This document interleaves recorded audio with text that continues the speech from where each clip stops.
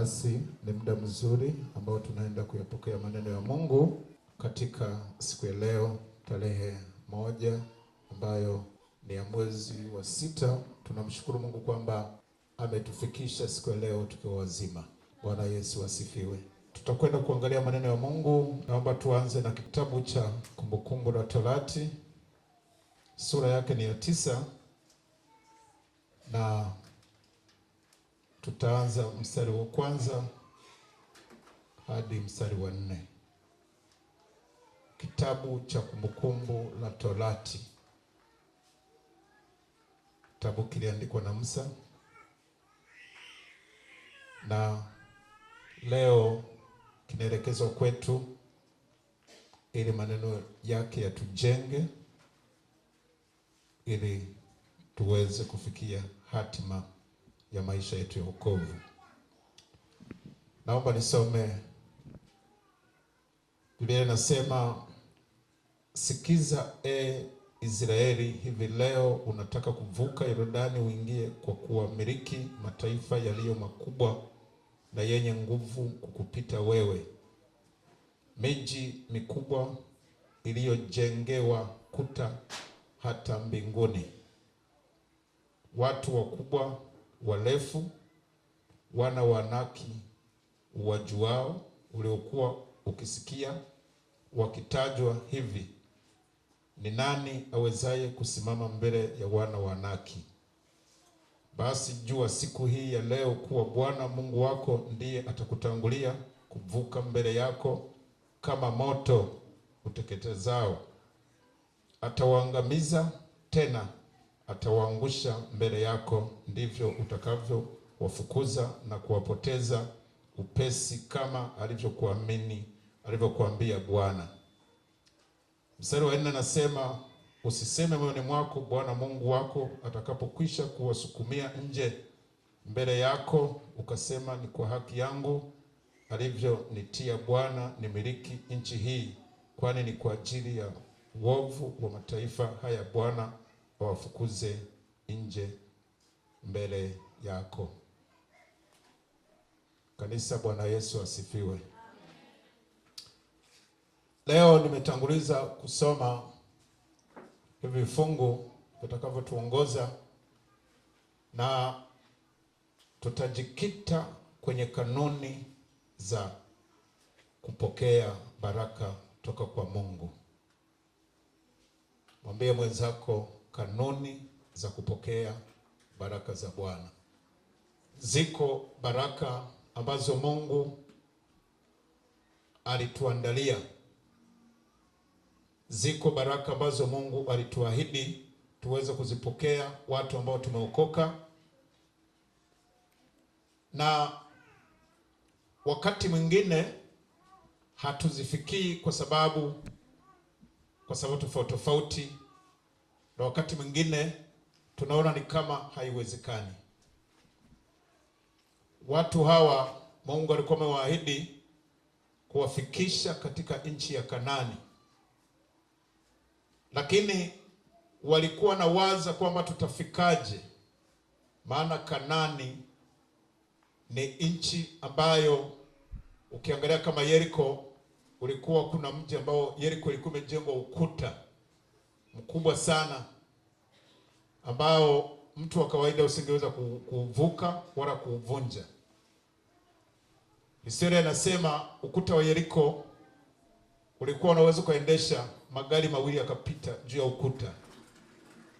Kwa hiyo ilikuwa sio rahisi. Watu waliweka utaalamu wao, ufundi wao katika kujenga ule ukuta. Kwa hiyo waliposikia wana wa Israeli wanakuja, wakafunga milango. Kulikuwa na maji kila kitu, kwa hiyo hawakuwa na haja hata ya kutoka nje. Lakini Mungu anawaambia kwamba angalieni sasa, mnavuka Yordani, mnakwenda katika nchi yenye majengo makubwa, yenye watu wa kutisha, yenye mambo ambayo wakati mwingine kwa akili za kibinadamu ni kama hayawezekani. Anasema kuna Wanefili, kuna wana wa Anaki, yale majitu, watu ambao wamezoea vita kiasi ambacho wao wenyewe wakijiangalia wanajiona kama ni kama hawawezi kupigana nao. Hata ukifuatilia historia ya wale wapelelezi walipokwenda kupeleleza, Biblia inasema walipoleta taarifa kwamba tumeona wana wa Anaki wa Neferi, Biblia inasema mkutano mzima ukavunjika moyo. Bwana Yesu asifiwe. Nimesema leo tunaongea kwa habari ya baraka, na tutaangalia kanuni 5 za kupokea baraka toka kwa Mungu. Kanuni 5 za kupokea baraka kutoka kwa Mungu. Lakini kabla sijaenda kuingia kwenye kanuni hizo za kupokea baraka kutoka kwa Bwana, nataka nikutajie aina za baraka.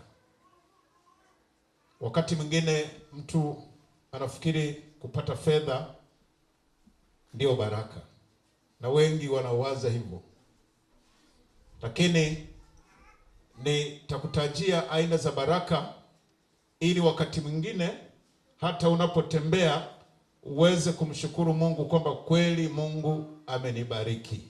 Bwana Yesu asifiwe. Unajua, unaweza usimshukuru, hujajua kwamba hizi baraka ni za namna gani.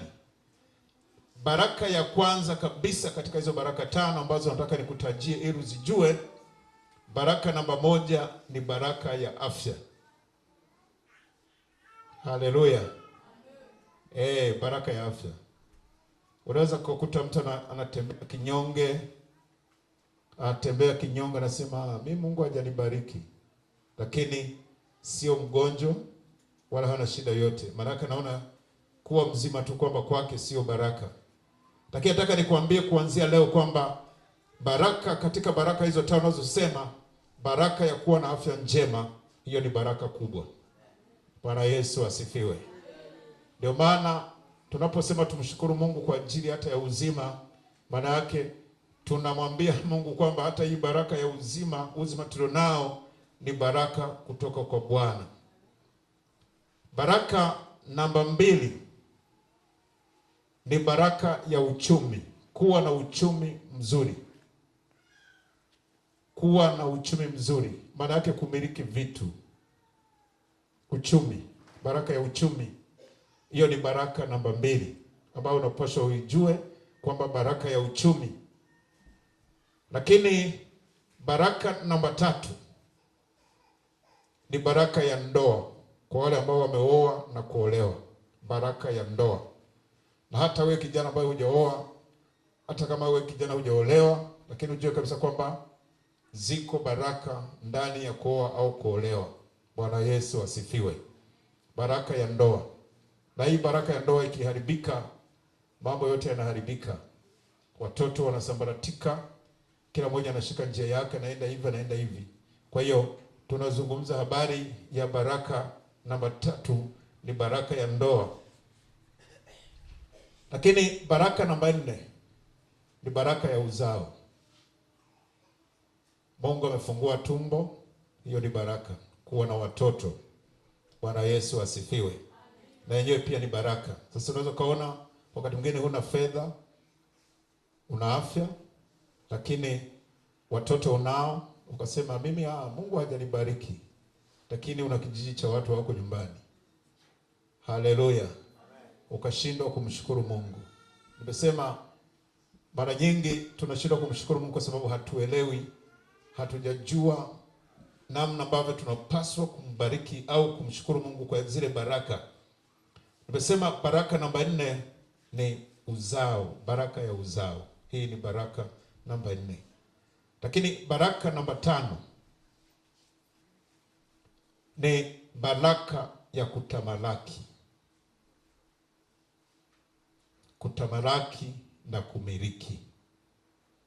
Bwana Yesu asifiwe. Baraka namba 5 tumesema ni baraka ya kutamalaki na kumiliki. Hawa anawatamkia wana wa Israeli kwamba wanakwenda kumiliki nchi yenye majengo, yenye vitu, yenye mali.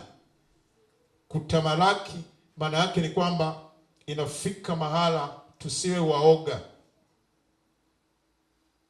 Kutamalaki maana yake ifike mahali kama una baraka ya kutamalaki, huwezi kumwogopa mchawi. Sema mchawi. Kama bado ukiona paka anaingia nyumbani kwako unasema hapo kuna uchawi, bado baraka ya kutamalaki hujapewa. Manake Mungu alikuwa anawaambia wana wa Israeli kwamba mnakwenda kumiliki nchi yenye majitu, nchi yenye watu majasiri. Hii mnakwenda kuimiliki, manake nimeitoa.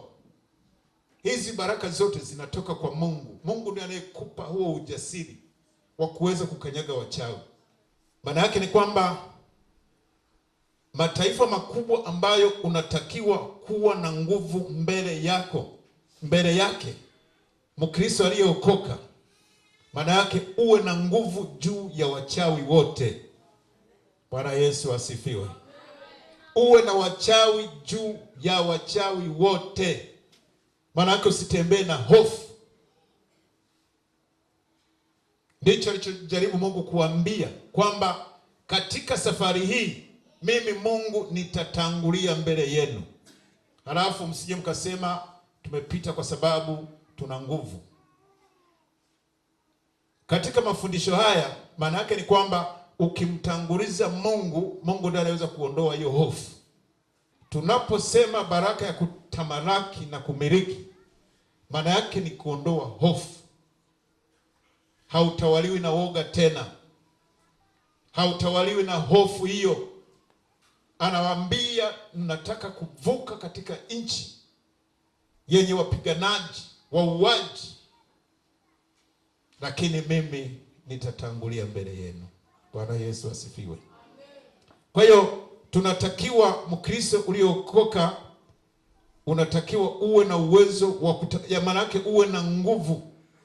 Hawa wachawi wasiwe na nguvu mbele yako, waganga wasiwe na nguvu mbele yako, wakuu wa giza wote wasiwe na nguvu, washirikina, kila mamlaka ya kipepo isiwe na nguvu mbele zako, na hata magonjwa pia. Sasa nimesema leo tunajifunza kwa habari ya kanuni 5 za kupokea baraka. Kuna kwaya wameimba hapa, wanasema kila kona shetani amefanyaje? Amejipanga, si ndio? Ili afanyeje? Aharibu baraka, aharibu mustakabali wako. Anasema kila kona, kila mahala. Yaani kila mahali ukitaka kuuza mandazi, shetani ameshafika pale. Ukitaka kuuza machungwa, shetani ameshafika pale. Kwenye uzazi anavuruga mustakabali wa elimu ya watoto. Matokeo yake mnabaki mnatazamana. Kuna watoto ambao wameanza vizuri madarasa ya chini, wanakwenda vizuri, anafika darasa la 5, unaanza kuona huyu haeleweki. Alikuwa anakuwa nafasi ya pili, ya 3, ya 4, ya 5 mpaka zile 10 bora, lakini unaanza kuona mtihani wa mwisho anakuwa wa 20, mara 25, mara 30. Ukimuuliza watoto wangapi? 50. Ukishaona anaelekea huko katika watoto 50, ujue kabisa kwamba hapa kuna uvamizi. Haleluya. Maana yake kuna mwizi ameingilia kati pale. Amechukua ufahamu wa mtoto na kuubadilisha. Kumbuka watu ambao wamejikita kwenye habari ya hawa wachawi wanakwenda na mahirizi. Wananuia hii akili ya huyu niichukue, hii akili ya huyu niichukue, hii akili ya huyu niichukue. Wamevaa mango yao, wananuia. Sasa kama ndo unaurokole wale geregerege ule wa mazoea, maana yake utaondoka na maji. Nimesema kanuni 5 za kupokea baraka toka kwa Mungu. Kanuni ya kwanza ya kupokea baraka kutoka kwa Bwana ni ya wewe ambao umefika siku ya leo kuacha dhambi. Bwana Yesu asifiwe. Kanuni namba 1 ni kuacha dhambi yoyote ile ambayo unaitenda. Maana yake ni kutubu. Maisha yako yote ni kumkabidhi Bwana, ili hizi baraka ambazo nimesema ziwe fungu lako. Dhambi Tusome kitabu cha maandiko, kitabu cha Isaya 59. Isaya 59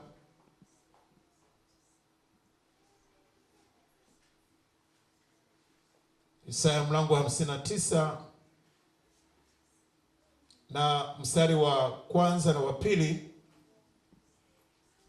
Ni kitabu ambacho tunakisoma mara kwa mara. Ni maneno ya Mungu ambayo yanatupa uzima. Neno la Mungu linasema, tazama mkono wa Bwana haukupunguka hata usiweze kuokoa, wala sikio lake si zito hata lisiweze kusikia. Mtumishi wa Mungu nabii Isaya anaonyeshwa haya. Huyo alikuwa ni nabii. Anasema, tazama mkono wa Bwana haukupunguka wala usiweze kuokoa. Maana yake ni kwamba mkono wa Mungu haujapungua kukutendea wewe mambo mema. Mkono wa Mungu haukupunguka wewe kukubariki. Hapana, bado baraka Mungu anaendelea kuziachilia. Mstari wa pili anasema, lakini maovu yenu yamewafarikisha ninyi na Mungu wenu, na dhambi zenu zimeuficha uso wake, msiuone hata hataki kusikia.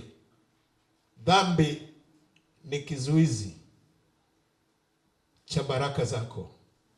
Dhambi ni ukuta.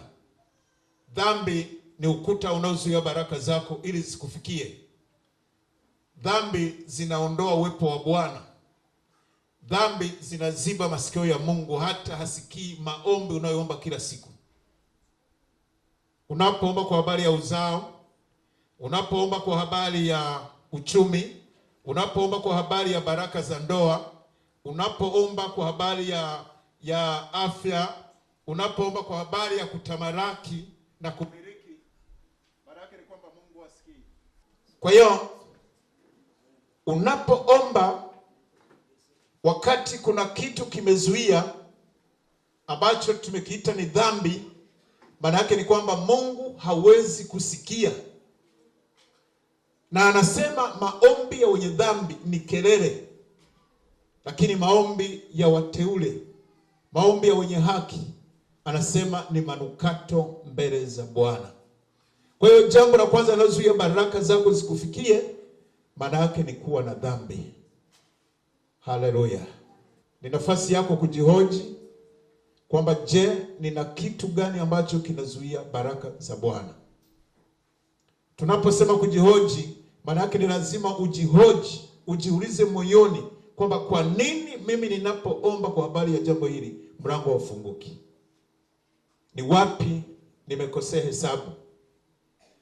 Ni wapi nimekosea kanuni kwa habari ya kubarikiwa? Na ukishaondoa jambo hilo la dhambi, ni wazi kabisa kwamba Mungu hatoacha kukubariki. Bwana Yesu asifiwe.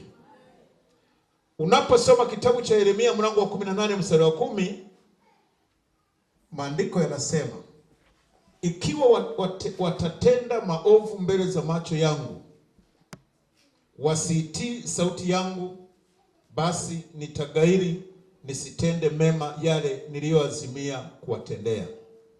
Huyo ni Mungu anapitia mtumishi wa Mungu Yeremia. Anasema, nenda kawaambie watu hawa kwamba ikiwa watatenda maovu mbele ya macho yangu, ikiwa watafanya dhambi, ikiwa watageuka wakaniasi, anasema nitagairi kutenda yale mema ambayo nilikuwa nimekusudia kufanya nini? Kuwatendea. Unaweza ukawa kwa upande wa afya uko vizuri, kwenye upande wa uzao uko vizuri, lakini kwenye habari ya uchumi ukawa maombi yako ni kuomba kwa habari ya uchumi. Maana yake ni kwamba ni lazima utengeneze. Hata kama Mungu alikuwa amekukusudia kukubariki kwa habari ya baraka za uchumi, lakini kwa sababu ya kutenda maovu, usitende yake hata ile mema alikuwa amekusudia, Biblia inasema Mungu anayafuta. Maandiko yanasema Mungu anaondoa hata zile baraka zile alizokuwa amepanga kwamba atakubariki mwaka huu, atakubariki mwaka kesho, atakubariki kwa baraka fulani. Hizo baraka Mungu anaziondoa, anazifuta,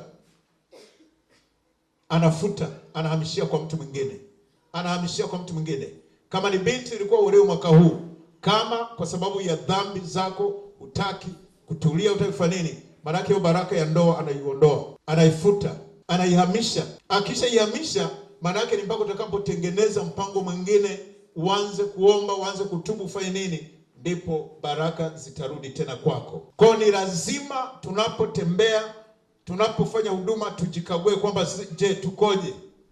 Na hata tunapoomba maombi yetu kwa Bwana, tuone jinsi ambavyo tulivyo, ili Mungu aweze kututendea yale ambayo alikuwa amepanga kututendea.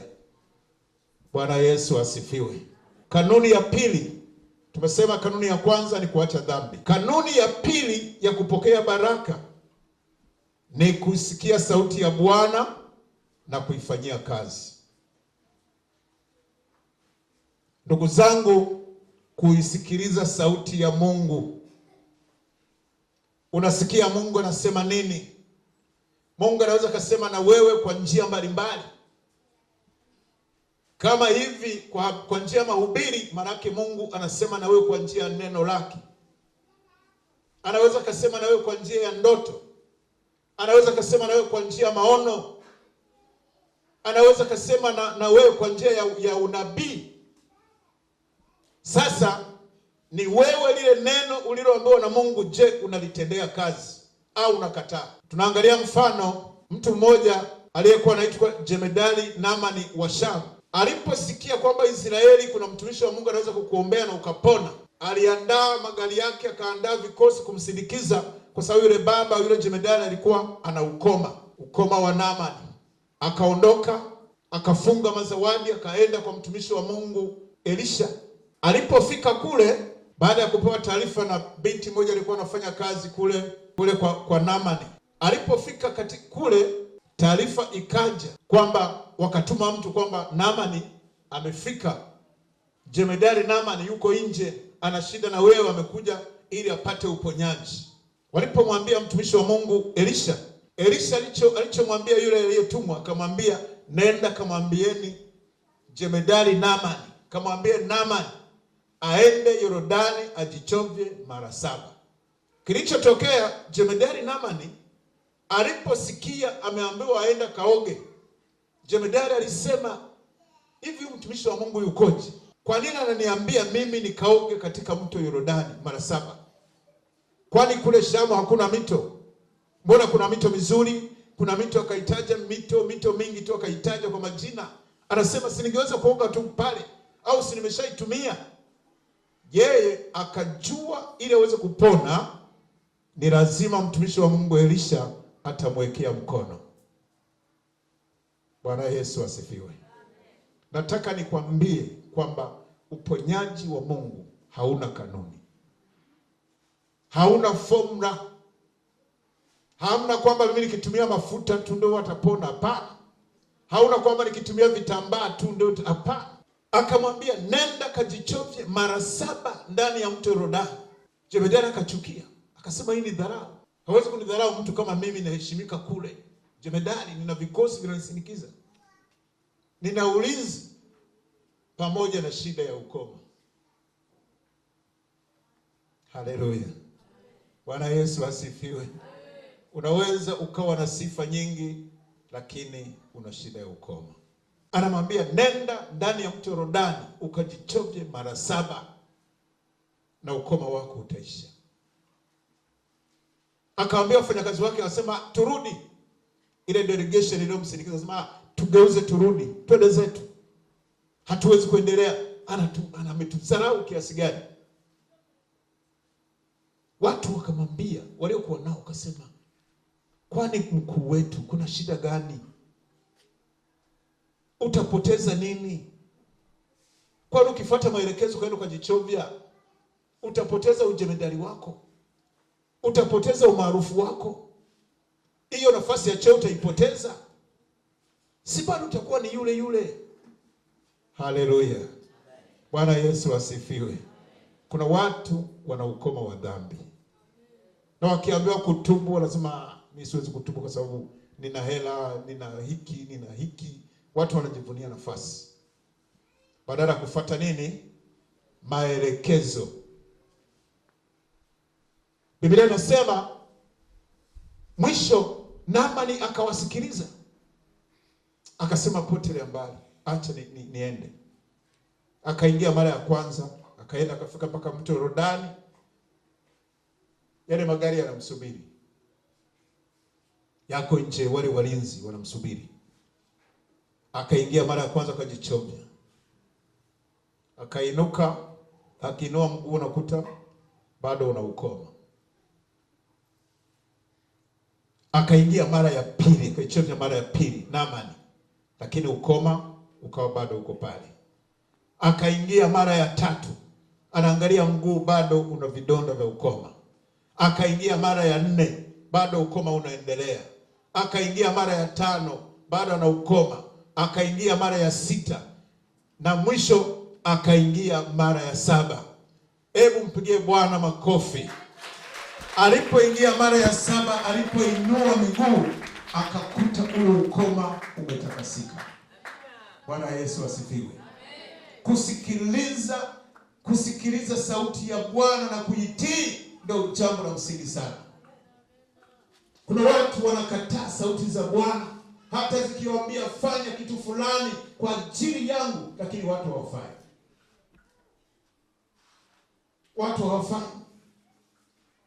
Watu wamejaa dharau kama Naamani, lakini wakati wao wana ukoma, wana shida.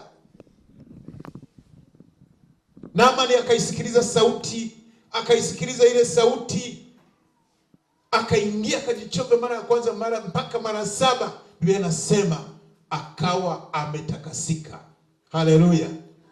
Kilichotokea, alitoka pale, anaangalia mguu wake, haamini. Wakati mwingine unajua ukifanyiwa tendo jema unaweza kufika kwamba huko unaota. Unasema hivi, ni mimi kweli nimebadilika, nimepona au nifanye nini? Yaani maana yake huamini. Naamani alipotoka mle akasema sasa, akawaambia wale wafanyakazi, sema sasa turudi kwa mtumishi wa Mungu. Hapo anaitwa mtumishi wa Mungu. Haleluya. Akasema turudi tumpelekee na zawadi, akitaka na zingine tunamuongeza. Sasa ameshapona. Alipopeleka zile zawadi, mtumishi wa Mungu alisemaje? Alisema, Biblia inasema tulipewa bure, tutoe bure, nenda na mazawadi yako. Bwana Yesu asifiwe. Naomba tuangalie kitabu cha Mwanzo sura ya 12. Mwanzo. Tuko kipengele cha kusikiliza sauti ya Bwana. Mwanzo mlango wa 12. Tunaanza mstari wa kwanza, wa 3 mpaka wa 4. Naomba nisome. Neno la Mungu linasema hivi: Bwana akamwambia Abrahamu, toka wewe katika nchi yako na jamaa zako na nyumba ya baba yako, uende mpaka nchi nitakayokuonyesha. Mungu akajitokeza akazungumza na Ibrahimu. Akamwambia, wewe Ibrahimu, naomba utoke katika nchi ya baba yako, utoke miongoni mwa jamaa zako, utoke maeneo ambayo umeshazoea, uende katika nchi nitakayokuonyesha. Ndio neno la Mungu limekuja kwa Ibrahimu. Nazungumza kanuni za kupokea baraka. Biblia inasema mstari wa 2, nami nitakufanya wewe kuwa taifa kubwa. Hizo ni baraka.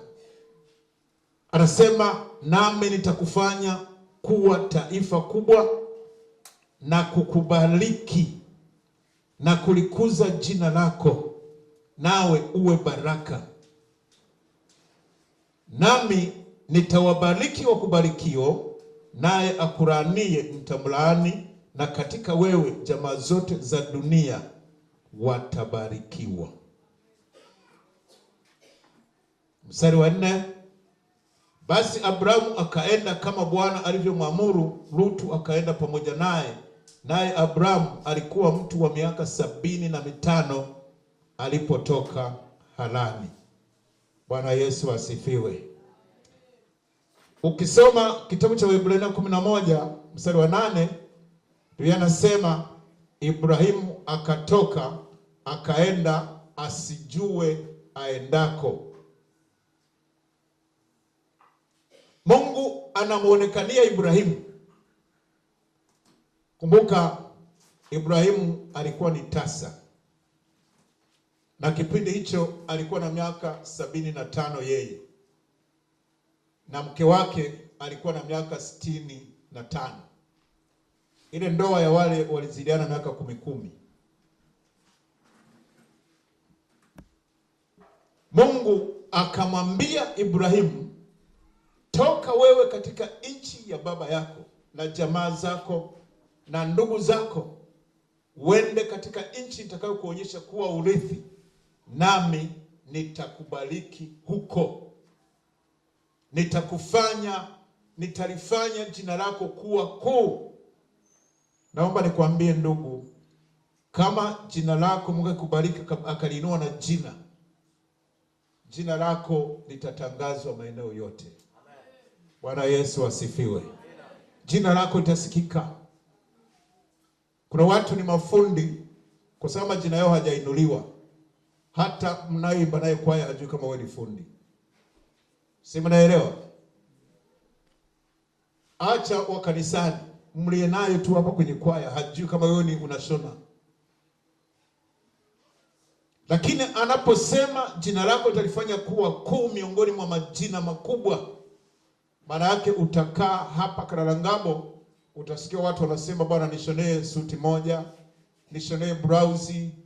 Jina lako litasambaa mpaka Ulaya. Litaenda, yani maana yake nje ya mipaka yako.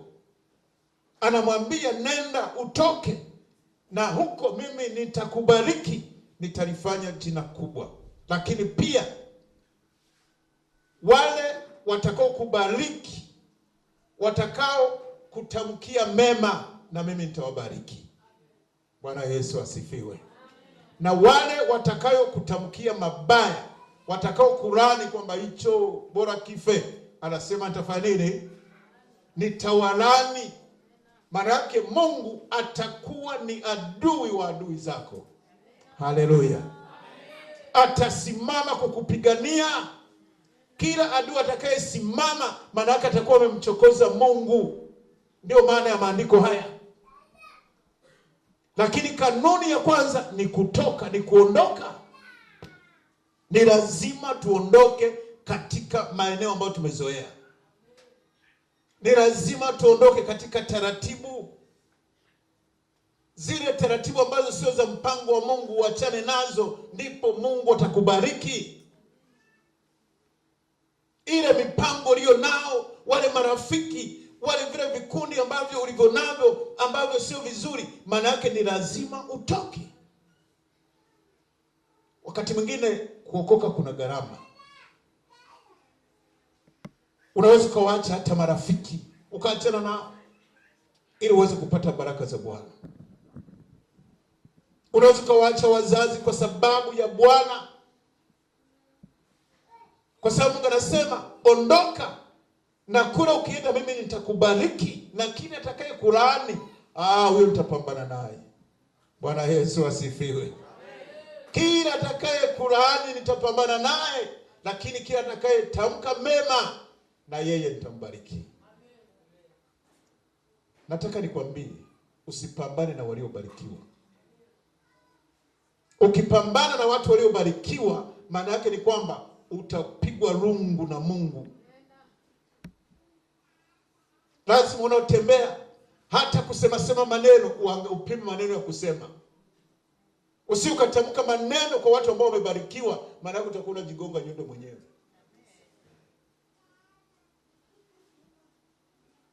Uangalie cha kusema. Anasema toka.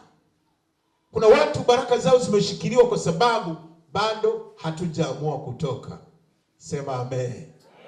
Haujaamua kutoka kwenye uvivu wa kuhudhuria ibada. Haujaamua kutoka kwenye uvivu wa maombi. Haujaamua lazima ukifanya maamuzi Mungu atakubariki. Lakini uking'ang'ania, maana yake unang'ang'ania kanuni zako, unang'ang'ania taratibu zako, kwamba mimi nitakuwa ni wa ibada ya Jumapili, juma ngapi, basi na Mungu anakuacha. Lakini Ibrahimu miaka 75, Biblia inasema Ibrahimu akatoka asijue aendako.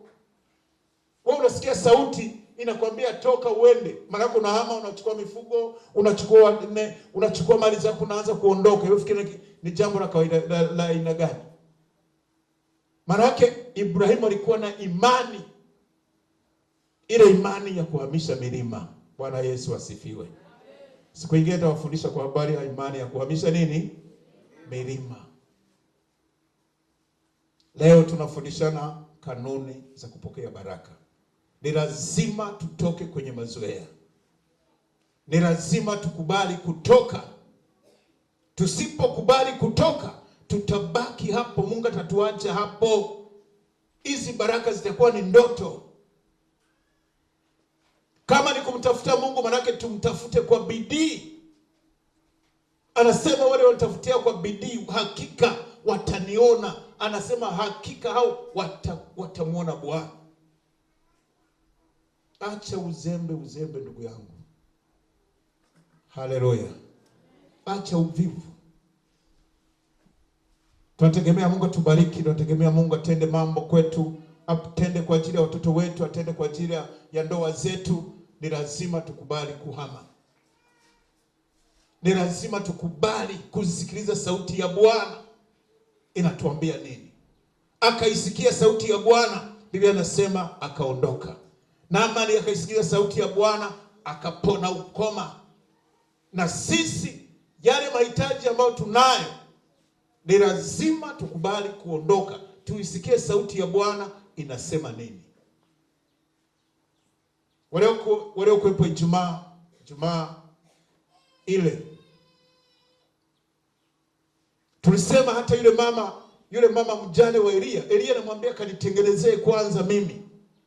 Yule mjane akajitetea akasema hapana, nimebakiwa na mafuta kidogo kwenye chupa na unga kidogo, nitengeneze halafu tule na mwanangu halafu tufe. Mtumishi wa Mungu akasema tengeneza kwanza, kwa sababu unga na mafuta havitaisha. Haleluya. Biblia inasema yule mama alipokubali kutii, akatengeneza kwanza kwa ajili ya mtumishi wa Mungu Elia. Anachukua akatengeneza, akamwekea pale, anarudi kuangalia kwenye pipa, kwenye nini, yale mafuta na unga bado unaendelea. Haleluya. Miujiza mingine inatendeka pale tunapoamua kuchukua hatua. Lazima tuchukue hatua ya imani. Imani ikomae. Tuwe na waamini ambao wana imani, wamekomaa kiimani, sio wale ambao wanatambaa pana.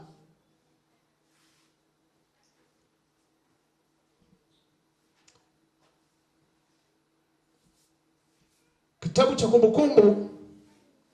Kumbukumbu la Torati 28, ukisoma pale mstari wa kwanza na wa pili na kuendelea, utakuta habari za kuisikiliza sauti ya Bwana. Anasema itakuwa utakaposikia sauti ya Bwana Mungu wako kwa bidii kutunza kuyafanya maagizo yake yote ni kuagizayo leo, ndipo Bwana Mungu wako atakapokutukuza juu ya mataifa yote ya dunia. Na baraka hizi zote zitakujiria na kukupata usikiapo sauti ya Bwana Mungu wako. Ukiendelea kusoma pale, kuna mlolongo wa baraka nyingi sana ambazo ameandika. Nasema mstari wa 5 nasema utabarikiwa mjini, utabarikiwa na mashambani, utabarikiwa uzao wa tumbo lako na uzao wa nchi yako na uzao wa wanyama wako na wa mifugo, maongeo ya ng'ombe wako na wadogo na wa kondoo zako. Litabarikiwa kapo lako na chombo chako cha kukandia unga. Utabarikiwa uingiapo, utabarikiwa na utokapo. Ukisoma pale mpaka mstari wa 15, ziko baraka nyingi Mungu ameziorozesha kwa wale ambao wanaotii neno la Mungu, wanaosikiliza sauti ya Bwana na kuifanyia kazi. Lakini kanuni namba 3 ya kubarikiwa, kanuni namba 3 ya kubarikiwa ni kuwa mtu wa maombi. Maombi. Hiyo ni kanuni ya 3 ya kuzivuta baraka za Bwana. Kanuni ya maombi. Ukisoma kile kitabu cha Mathayo mlango wa 7 na mstari wa 7 mpaka wa 8, anasema ombeni nanyi mtapewa, tafuteni nanyi mtaona, bisheni nanyi mtafunguliwa. Haleluya. Maombi. Maombi. Lazima tupeleke haja zetu kwa Bwana. Ni lazima tumwambie Bwana tuna shida 1, 2, 3. Na Mungu anapokea. Ndio maana tunamuona Petro alipomwambia Bwana, ikiwa ni wewe naomba nije kwangu. Kama ni wewe Bwana unatembea juu ya maji, naomba na mimi nije kwako. Yesu akamwambia njoo Petro. Yeye anasema Petro akashuka ndani ya maji, akaanza kutembea, akatembea. Alipofika mbele, yeye anasema aliona mashaka. Akaanza kuanza moyoni, hivi kweli nakanyaga kwenye maji? Hivi kweli haya, hivi ni maji kabisa yamenizuia nisiteremke? Alipoweka mawazo, tayari akaanza kuzama. Na hilo pia ni somo. Haleluya. Madhara ya kuwa na mashaka.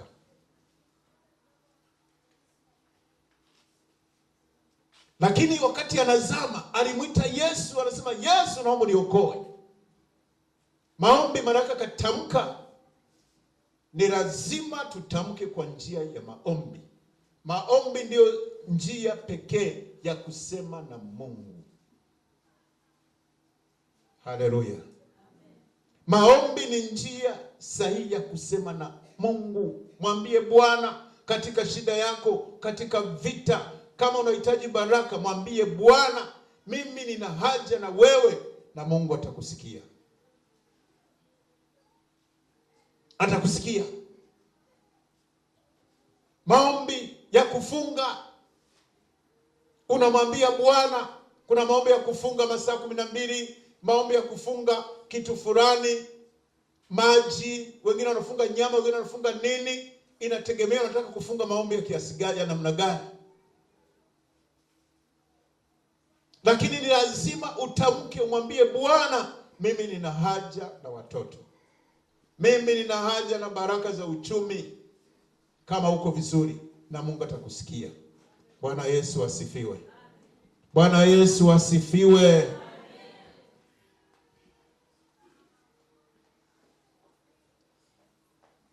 Kwa hiyo kanuni hii inayohusu maombi, ukisoma kile kitabu cha Nyakati wa Pili sura ya 7 na mstari wa 14, anasema ikiwa watu wangu walioitwa kwa jina langu watajinyenyekeza na kushuka na kutafuta uso wangu na kuomba, anasema nitasikia, nitawaponya, lakini nitaiponya na nchi. Bwana Yesu asifiwe. Maombi ni silaha ya kutembea nayo. Maombi ni silaha ya kusema, ya kusaidia kutembea nayo. Hiyo ni akiba, hiyo ni silaha ya akiba, kumwambia Bwana, hapa niko hapa, nahitaji msaada wako. Maombi. Hiyo ni kanuni namba 3 ya kuweza kuzivuta baraka za Bwana. Kanuni namba 4 ya kupokea baraka ni kanuni ya utoaji. kanuni ya kutoa. Kanuni ya kutoa. Na katika kanuni ya kutoa kuna utaratibu pia wa kutoa, sio kutoa tu. Uko utaratibu wa kutoa. Ukisoma kile kitabu cha Mwanzo, unakutana na jinsi Mungu alivyomwambia Ibrahimu amtolee mwanawe wa pekee. Bila sema Ibrahimu akaitii sauti ya Bwana, akaenda na mtoto wake kwenda kumtoa. Bwana Yesu asifiwe. Amen. Lakini kuna kitabu cha Matendo ya Mitume cha Wakorinto, tunaona kanisa moja ambalo wale walikuwa ni watoaji wazuri. Wale watu, hili kanisa linaitwa kanisa la Makedonia. Biblia inasema hawa walitoa zaidi ya vitu walivyovitoa na mwishowe wakabarikiwa. Naomba tusome hili kanisa la Makedonia kama mfano. Wakorintho wa pili, waraka wa pili kwa Wakorinto, waraka wa pili kwa Wakorinto sura ya 8.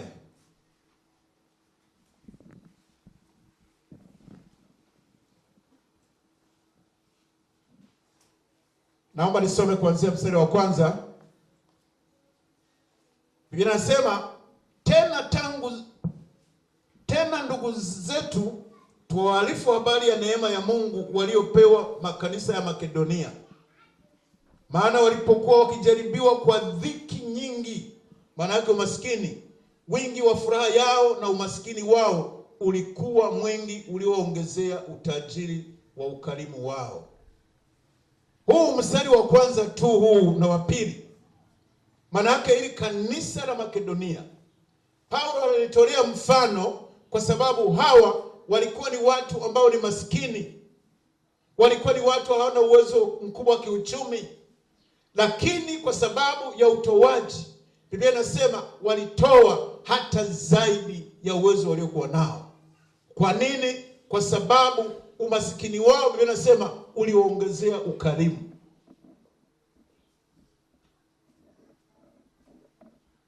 Anazungumza habari ya kutoa.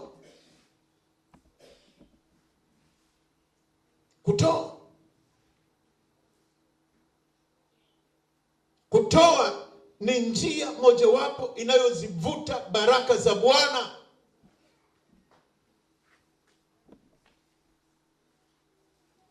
Anasema hili kanisa la Makedonia, unapoendelea kusoma, maana na washuhudia kwamba kwa uwezo wao na zaidi ya uwezo wao, kwa hiari yao wenyewe walitoa vitu vyao. Walituomba sana pamoja na kutusihi kwa habari ya neema hii na shirika hili la kuwahudumia watakatifu. Tena walitenda hivi si kama tulivyotumaini tu, bali kwanza walijitoa nafsi zao kwa Bwana na kwetu pia kwa mapenzi ya Mungu. Hili kanisa la Makedonia, nilikuwa naangalia historia ya kanisa la Makedonia.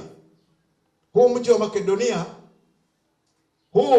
hawa walikuwa ni maskini, lakini kwa sababu ya ukarimu wao, Biblia inasema walitoa hata zaidi ya vitu walivyokuwa navyo. Lakini cha kwanza walijitoa wao wenyewe nafsi zao, lakini wakatoa na kile kidogo walichokuwa nacho. Bwana Yesu asifiwe. Wakasema, hiki tunamtumikia Mungu, hiki nilicho nacho namtumikia Mungu. Kwa habari ya huu ujenzi, mimi natoka nitoe nguo zangu ziuzwe. Kwa habari ya ujenzi, natoa hii pikipiki uzwe. Kwa leo inaitwa Macedonia. Hii ni nchi ni katika jumuiya ya Ulaya. Macedonia, kwa wale wapenda mpira, wana timu moja kubwa sana kule. Ni matajiri leo wa dunia hii. Lakini chanzo ni nini? Utoaji. Chanzo ni utoaji. Bila sema walianza kujitoa, wakajitoa. Bila sema wanashuhudia kwenye Biblia kwamba walitoa na zaidi ya mali zao. Haleluya. lakini chanzo ni kwa sababu walimgusa Mungu, na Mungu naye anasimamia mambo yao. Mungu anasimamia mambo yao. Tunahitaji watu watakaojitoa kwa habari ya kanisa hili, kwamba mimi mchungaji ninaleta kitu fulani. Unakuja hapa, tunakuombea, Mungu akubariki, na utaona jinsi Mungu atakavyoendelea kukubariki. Lakini ukijiunga na kundi la wabaya, kundi la wahuni wanaosema hii hela tukitoa inaliwa, pole, sorry. Sisi tunajua tunayemtumikia, tunajua malipo yetu hayako duniani, yako mbinguni. Bwana Yesu asifiwe. Amen. Malipo ya kila mmoja yako mbinguni, sio duniani. Hapa duniani tunapita, sisi ni wasafiri, lakini tunatengeneza kesho yetu ikoje. Lazima uitengeneze, tafuta namna kutengeneza kesho yako. Utoaji. Lakini nilikuwa nazungumza kanisa hili walioandika katika kitabu cha Matendo ya Pili, Wakorintho wa pili, hii sura ya 8. Lakini hata Nuhu, Biblia inasema mtumishi wa Mungu Nuhu alipokuwa kwenye safina, baada ya sasa ile mvua kuwa imekatika, imeteremka, imekata, ile gharika maana yake imekauka. Nuhu, Biblia inasema alipoteremka akasema, ngoja nimjengee Bwana madhabahu nitoe sadaka. Biblia inasema akachukua katika wanyama walio safi. Wanyama walio safi akachinja kwa ajili ya Bwana.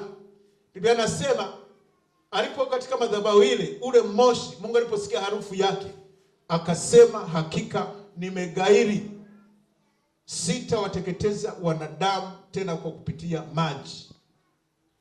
Haleluya. Biblia inasema alitoa sadaka iliyonona. Nimesema utoaji na ubariki Mungu ni sadaka ambayo imenona, sadaka inayokuumiza, sadaka ambayo ukitoa unasikia nimetoa. Ndio maana alipoambiwa akatoa mtoto wake wa pekee, Biblia inasema Ibrahimu alienda kumtoa, alipeleka, alikwenda. Sadaka iliyonona. Na Mungu hawezi kukuacha ukabaki hivyo hivyo, haiwezekani. Pale Mungu akatoa mbadala, akasema usimchinje mwanao kwa sababu nimeshaona imani yako. Geuka nyuma uangalie. Ageuka nyuma yake, akakuta kondoo amenaswa kwenye kichaka. Haleluya. Ukisha kukubali kutoa, ule moyo wa kutoa ukajengwa ndani yako, nataka nikwambie baraka ziko juu yako. Hata yule mama Shunemu, Mungu hakuruhusu ule unga wake uishe. Alipokubali kutoa ile sadaka, Mungu akauongeza.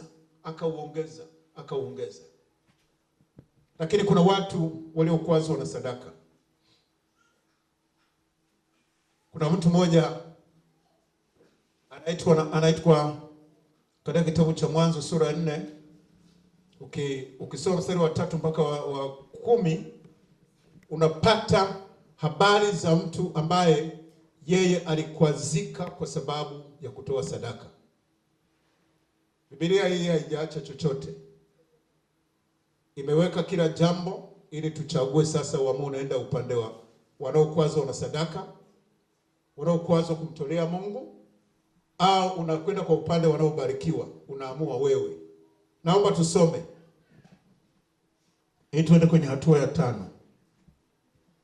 Kitabu cha Mwanzo sura ya 4. Mwanzo sura ya 4 na mstari wake tuanze wa 3. Ni habari za mtu aliyekwazwa na sadaka. Biblia inasema ikawa hatimaye Kaini akaleta mazao ya ardhi sadaka kwa Bwana. Huyo ni miongoni mwa watu waliokwazwa na sadaka. Mstari wa 4 anasema Habili naye akaleta wazao wa kwanza wa wanyama wake na sehemu zilizonona za wanyama. Bwana akamtakabali Habili na sadaka yake. ameleta sadaka za wanyama, lakini sehemu zilizonona. Bali Kaini hakumtakabali wala sadaka yake. Kaini akaghadhabika sana, uso wake ukakunjamana. Bwana akamuonya akamwambia Kaini, kwa nini una ghadhabu na kwa nini uso wako umekunjamana? Ukiona mtu anakimbia sadaka, maana yake huyo uso wake umeshajikunja tayari. Ukiona hata huko mitaani ukipita, mwenyekiti wa mitaa na tuende sadaka fulani, mtu mwingine anakutolea maneno machafu, mtu mwingine tayari anaghadhibika kabisa. Naomba niwashauri kitu. Kama huna, usitoe majibu mabaya. Haleluya.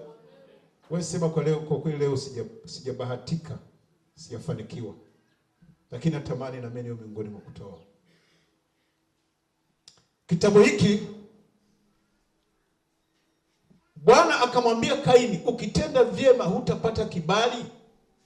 Usipotenda vyema, dhambi iko inakuotea mlangoni, nayo inakutamani wewe, walakini yapasa uishinde. Lakini pamoja na maonyo ya Mungu, pamoja na Mungu kumshauri kwa habari ya kufanya vyema, Kaini hakusikia. Mstari wa 8, Kaini akamwambia Habili nduguye, twende uwandani. Ikawa walipokuwapo uwandani, Kaini akamwinukia Habili nduguye akamuoa. Bwana akamwambia Kaini, yuko wapi Habili ndugu yako? Kaini akasema, sijui, mimi ni mlinzi wa ndugu yangu. Mstari wa 10 anasema, akasema, umefanya nini? Sauti ya damu ya ndugu yako inanililia kutoka katika ardhi. Huyu ni miongoni mwa watu waliokwazwa na sadaka. Huyu. Na hata Mungu alipomuonya, anamwambia, kwa nini unachukia nini? Dawa ni kutenda vema, dawa ni kufanya vizuri. Dawa sio kukimbia, dawa ni kuomba Mungu akusaidie, akuwezeshe, akupe moyo wa kutoa. Na kama hujawa na moyo wa kutoa, una moyo kama wa Kaini, ni vizuri umwambie Bwana, kuanzia leo naomba unipe moyo kama wa Habili. Bwana Yesu asifiwe. Naomba nikupendeze wewe. Huyu akaanza kuchukia, akamchukia na ndugu yake ambaye matoleo yake yanapokelewa. Akaamua kwamba huyu, dawa ili matoleo yangu yapokelewe ni kumuua ili nibaki peke yangu.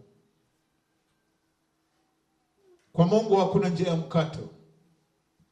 Kwa Mungu watu wanafuata utaratibu. Sema amen. Usipofuata utaratibu, huwezi kuzipokea baraka. Akaamua kumuua ili yeye apokelewe, lakini badala yake alipokea laana.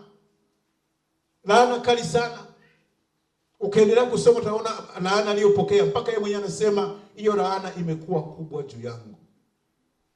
Anajuta. Kwa hiyo ni lazima tuwe na moyo wa utoaji kama wale wa Makedonia. Tusipokuwa na moyo wa kutoa hata kwa kidogo ulicho nacho, sio kwamba ukatoe mamilioni ambayo huna, hapana. Uwe na moyo wa kutoa. Hata utoaji unapoendelea, unakuwa na furaha, unakuwa na amani, unakuwa na amani. Sio utoaji unaingia na tayari unachukia. Utoaji ukiingia tayari, ukisikia harambee wewe unabaki nyumbani. Ukisikia hiki ndugu, pole.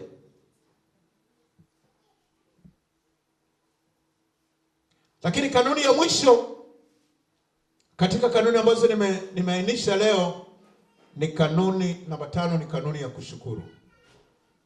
Haleluya. Kumshukuru Mungu kila wakati.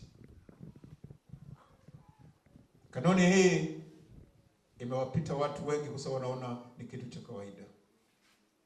Watu wanaona uzima walio nao ni kawaida. Watu wanaona watoto waliopewa na Mungu ni kawaida. Watu wanaona mali walizonazo, wanaona hizi ni Mungu tu ametoa. Hakumbuki swala kushukuru Mungu. hakumbuki swala kumrudishia Mungu shukurani, hakumbuki kumwambia Mungu asante kwa yale ambayo umenitendea. Ni lazima tuwe na mioyo ya shukurani, ndipo tutaziona baraka za Bwana, ndipo tutaona milango ya Mungu ikifunguka. Tunaona baraka, watu watatafuta, kwa sababu unapomshukuru Mungu, maana yake unamwambia Mungu, nitendee tena, nitendee tena, nitendee tena, nitendee tena. Na Mungu hakawii, ni lazima akutendee. Na Mungu awabariki. Amen.